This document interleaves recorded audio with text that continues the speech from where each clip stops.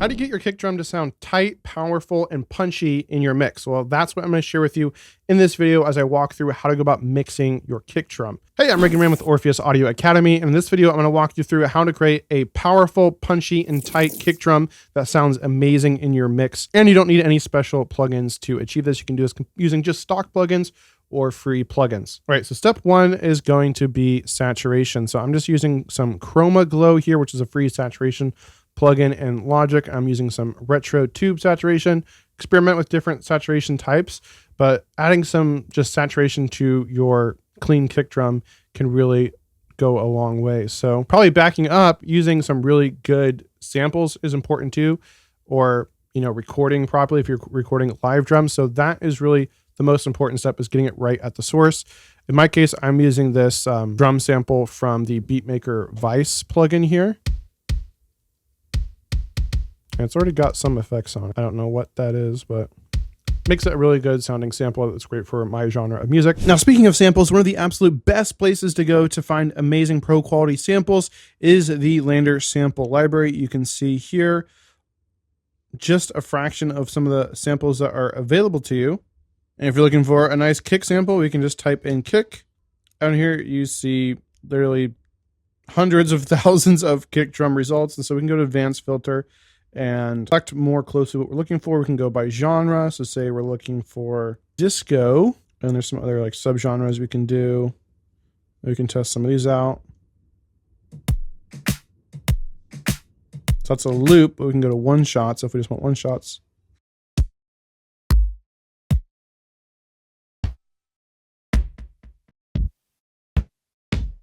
And so you can see you get tons of amazing samples here. And of course you can sort by any genre, any instrument, effects, BPM, and key. And I use this all the time, and they're absolutely amazing samples. And it's incredibly affordable. If you want to save 20% off your Lander sample subscription, just go to orpheusaudioacademy.com/Lander sample. All right, back to mixing our kick drum. But we want to enhance it and make it fit better with our track. So first we're adding the saturation. Here's before and then after.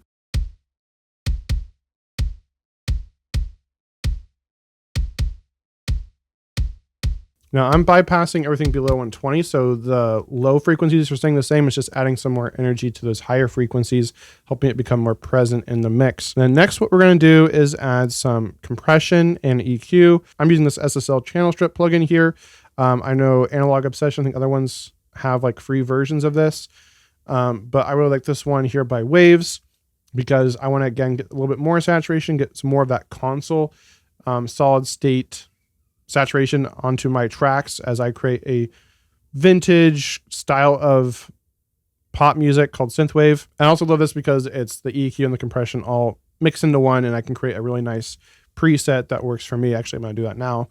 Kind of another tip here is go ahead and save things as presets. I'll just do AC kick drum because my band name is Andromeda Coast. And so now we're going to look at the dynamic section here. So this is where the compressor is happening. And so we want to leave this on a slower attack so the transients get through. This is actually an auto attack that's kind of sensing your input source. And so we have to be the slower attack time. So we're latching onto the tail end. That's where you get that punch from. Release, you want it anywhere from like 0.4 to 1. So we're going to put it right there at 0.4. Ratio, you kind of want this pretty high. We're going, up to around, past 8.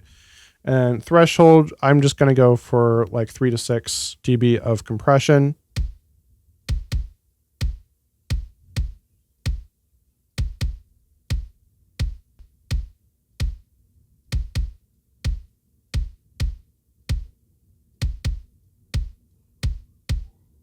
So it's very subtle, but it's tightening up the kick drum sound. It's not quite as washed out, quite as spread out. It's more tightened up. So now we're going to look at the EQ. And there's some really key frequencies here. So we're going to look at cutting 3 frequencies and then boosting 3 frequencies. So ranges. So first off, we're going to do a high pass filter. You can do like up to 40 or so.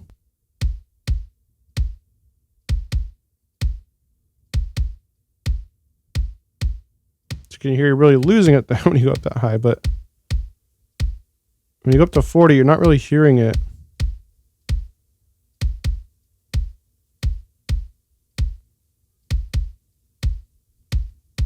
or maybe 30.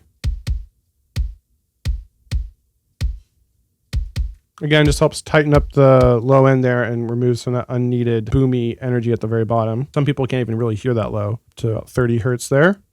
Then another region we're going to want to cut is around 250 hertz here, up to about 300.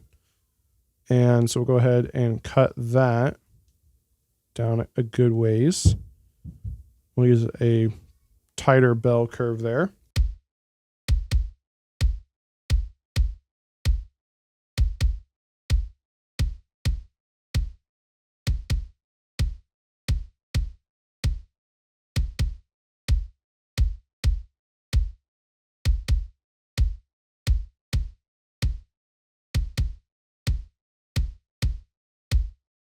So I'm cutting that 250, but it sounds a lot beefier because the other frequencies are being compressed up now.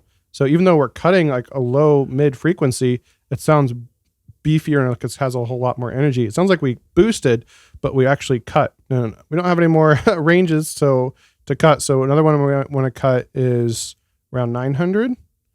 And I'm just using this free ozone EQ.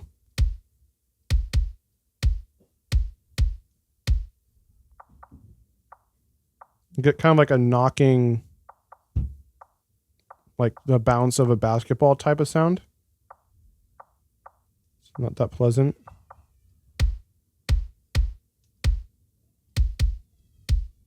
We're going to cut that quite a bit. That looks like a huge cut, but it's 7 dB, which is fairly big, but this is a pretty big range here. That's what we're taking out. So that's it for the cutting. Now we're going to look at boosting certain frequency ranges. And so the first is kind of the 5K to 8K range.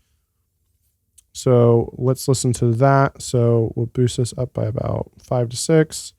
And we can kind of just sweep through here from 5 to 8 and hear what we like the best.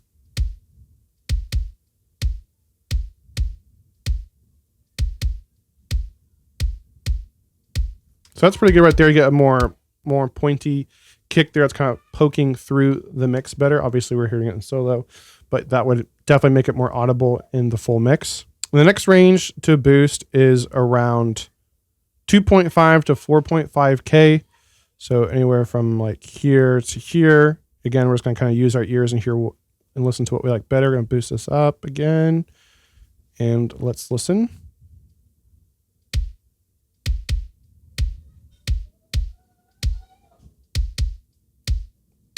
So 4.5 is a lot shinier, a lot clearer. Again, it helps it poke through more.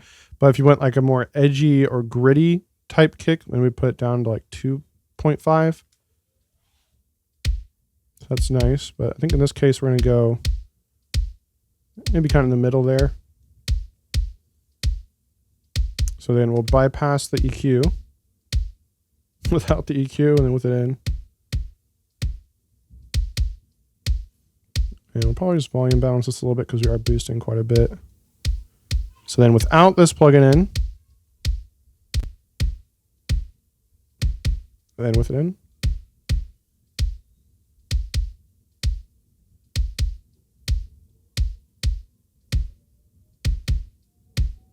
Just sounds a lot rounder, fuller, and punchier, much nicer and much more audible and clear on top. But I was still wanting it to be a little beefier. If you've gotten value from this video so far, go ahead and hit that like button and also click subscribe if you want to get more content like this. Now, before I move on to the next tip, I just want to share with you my free mixing checklist that you can download in the description below. And this gives you some really handy cheat sheets for how to go about EQing and compressing all of your major instruments, from what frequencies to target, to boost, to cut, to what compressor settings to use on all of your major instruments. This also walks you through step-by-step how to go about mixing an entire song so you can finish more music faster and have it be the best quality possible. This will 10x your workflow and help you produce the best music you've ever created. So grab this for free now in the description or go to orpheusaudioacademy.com/mixing checklist. I also wanted to cut through the mix a little bit more. So I added some Pultec EQ as well, kind of the famous Pultec technique where you're boosting and also attenuating around 60 to 100. So we'll hear that now.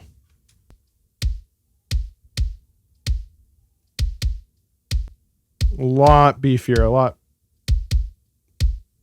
thicker and punchier, but it still sounds clean. It's not adding any mud. Because what's happening is where it's boosting the attenuation, it's also cutting right before the point where it's boosting. So it's kind of a weird thing that's going on, but it sounds really good because it gives you a lot more bass without the muddiness. So we have the bass in.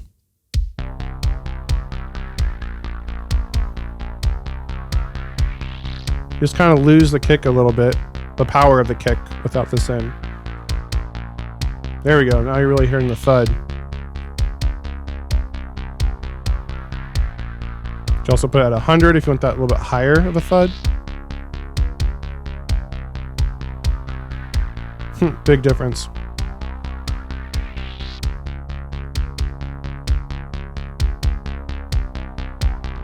And then one last thing to help the highs cut through, I'm just using this little enveloper tool, boost the transients. This will just kind of help the kick poke through the mix just a little bit more.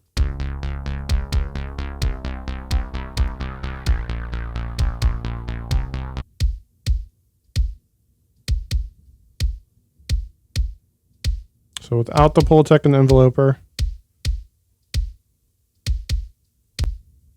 much nicer. So before and after, before.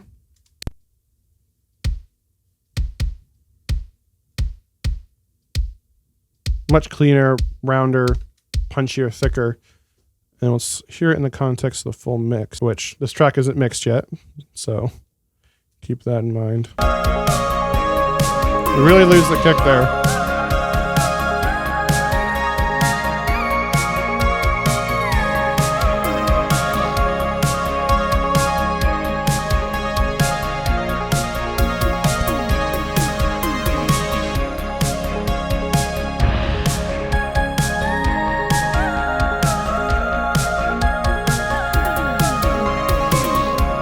You can also see we're not really adding too much gain here, maybe an extra dB, that's it. So that's how you mix the kick. Now, if you want to know how to properly balance your bass with your kick so that you have a nice, clean, tight, and powerful low end, then check out my video on the screen right now. This is vital.